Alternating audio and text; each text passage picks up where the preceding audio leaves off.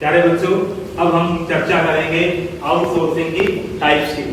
Outsourcing सेवाएं कितने प्रकार की होती हैं, कौन कौन सी होती हैं, जिसके कारण हमें इनके ऊपर निर्भर रहना पड़ता है। सबसे पहला है फैक्टरिंग। बड़ी महत्वपूर्ण कंसेप्ट है। आज के टाइम में इसका बोलबाला है। हम बड़े पैमाने पर व्यवसाय करते हैं और जब व्यवसाय करते हैं तो इस चीज में भी कोई संदेह नहीं है कि हम अपना माल उधार बेचेंगे। जब उधार बेच देते हैं तो उस उधार को कलेक्ट करना भी हमारे लिए एक चुनौतीपूर्ण कार्य होता है।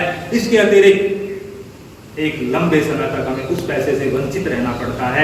इससे बचने के लिए कुछ संस्थाएं ऐसी हैं जो हमें उस उधार विक्रय के ऊपर हमें अग्रिम ऋण के रूप में पैसा प्रदान करती हैं और जिसके बदले में वो कुछ निश्चित राशि कमीशन के रूप में, ब्याज के रूप में हमसे वसूल करती हैं और हमारी वो समस्या सदा के लिए समाप्त हो जाती है। वो जब हम पैसा प्राप्त कर लेते हैं, इसके पश्चात वो सेवा प्रदान करने वाली संस्था स्वयं उत्तरदायी होती है। किस चीज के लिए? हमारे देनदारों से पैसा वसूल करने के लिए, संग्रहित करने के लिए। उसके पश्चात आता है मर्चेंट बैंकिंग। मर्चेंट बैंकिंग जब किसी कंपनी की स्थापना की जाती है तो उसे विभिन्न प्रकार की कार्यवाहियां करनी पड़ती है, विभिन्न प्रकार के खर्चे करने पड़ते हैं और उसे न्यूनतम अभिधान की राशि प्राप्त करनी अनिवार्य होती है। जब तक उसे न्यूनतम अभिधान की राशि प्राप्त नहीं होती तब तक वो संस्था अपना जो है व्यवसाय आरंभ नहीं कर सकती। ऐसी स्थिति से बचने के लिए वो कुछ विशेष संस्थाओं के ऊपर निर्भर रहती है जो इस प्रकार की गारंटी देते हैं कि हम समस्त कार्यवाहियां कंपनी को प्रारंभ करने तक की समस्त कार्यवाहियां वो स्वयं पूरा करेंगे। इस प्रकार का जो सेवा प्रदान करने वाली संस्थाएं हैं वो कहलाती हैं अंडरराइटर। अभिगोपक के रूप में उनको जाना जाता है।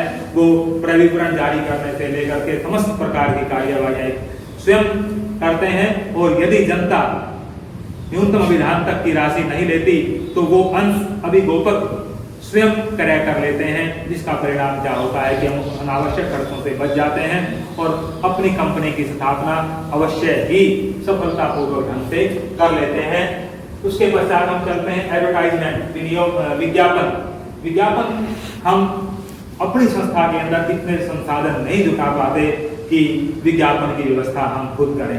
आज के समय में बाजार के अंदर ऐसी बहुत सी संस्थाएं हैं जो कि हमें एक निश्चित कीमत पर विज्ञापन की सेवा प्रदान करती है। उनके द्वारा प्रदान किया गया विज्ञापन न केवल विशिष्टीकृत होता है बल्कि गुणवत्तापूर्ण भी होता है और यदि वही विज्ञापन हम स्वयं के संसाधनों से देना चाहें तो वो हमें काफी कॉस्टली भी पड़ता है, जबकि उन संस्थाओं से यदि हम विज्ञापन करवाते हैं तो वो हमें अपेक्षाकृत सस्ता पड़ता है।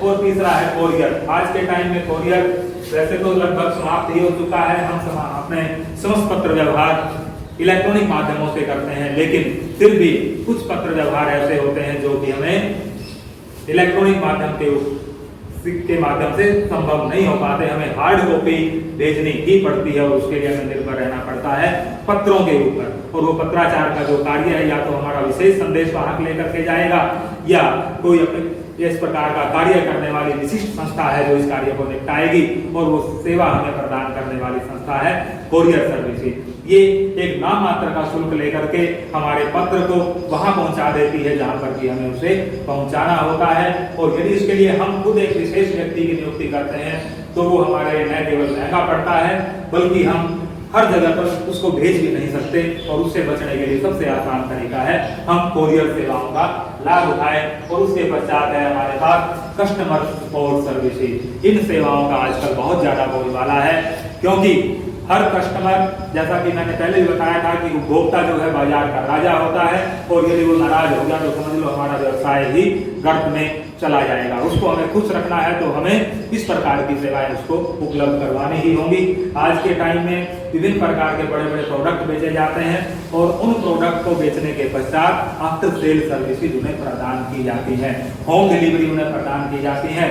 और यदि आफ्टर सेल सर्विसेज उन्हें प्रदान नहीं की गई तो उपभोक्ता यदि हमारे प्रोडक्ट से संतुष्ट है लेकिन किसी कारण से उसके उत्पाद में कोई कमी आ जाती है और उसकी वो कमी दूर नहीं की गई तो वो उपभोक्ता सदा सदा के लिए हमारे उत्पाद को छोड़ देगा। उससे बचने के लिए हमें उसे आफ्टर सेल सर्विसेज देनी ही पड़ेगी, लेकिन इतना पॉसिबल नहीं है कि हम पूरे विश्व के अंदर हर जगह पर अपने जो इंजीनियर हैं उनको भेज सकें। इसके लिए उन विशेष स्थानों पर विभिन्न प्रकार के जो मैकेनिक हैं, विभिन्न प्रकार के इंजीनियर्स हैं जो इस प्रकार की सेवाएं प्रदान कर रहे हैं तो कंपनी उनसे कांटेक्ट कर लेती है, उनसे अनुबंध कर लेती है और वो इस प्रकार की सेवाएं हमें उपलब्ध करवाते हैं। इसके बदले में हम एक निश्चित कमीशन उन्हें देते हैं। इसका तरीका क्या होता है, जैसे ही कंपनी के पास किसी उपभोक्ता की कॉल आती है कि हमारा फला स्थान पर फला प्रोडक्ट खराब हो गया है, तो हम उस स्थान पर इस प्रकार की जो सेवा प्रदान करने वाले मैकेनिकल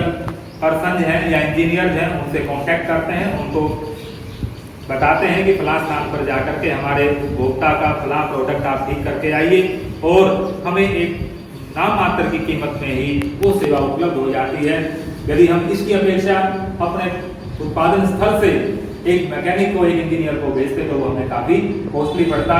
इस प्रकार से हम देखते हैं कि यदि हम अपनी सेवाओं को सस्ता प्राप्त करना चाहते हैं, विशिष्टीकरण प्राप्त करना चाहते हैं और अपना ध्यान जो है व्यवसाय की महत्वपूर्ण गतिविधियों की तरफ केंद्रित करना चाहते हैं, तो हमें आउटसोर्सिंग को अपनाना ही पड़ेगा।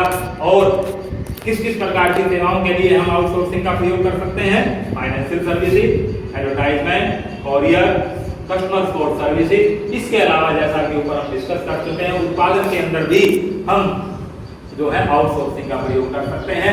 क्रय विक्रय के लिए भी आउटसोर्सिंग का प्रयोग कर सकते हैं। और वित्तीय प्रबंध यहाँ पर आ ही चुका है, विज्ञापन आ चुका है, उधार फैक्टरी के अंदर आ गया है और कोरियर सेवाएं भी यहाँ पर आ चुकी हैं। तो प्यारे बच्चों, हमें आज के व्यवसाय के बढ़ते पैमाने को ध्यान में रखते हुए आउटसोर्सिंग की सेवाओं को अपनाना ही होगा और इसका फायदा ये होगा कि हमारा जो व्यवसाय है एक लाभ कमाने के साथ साथ दिन दूनी रात चौगुनी उन्नति भी कर सकता है। धन्यवाद।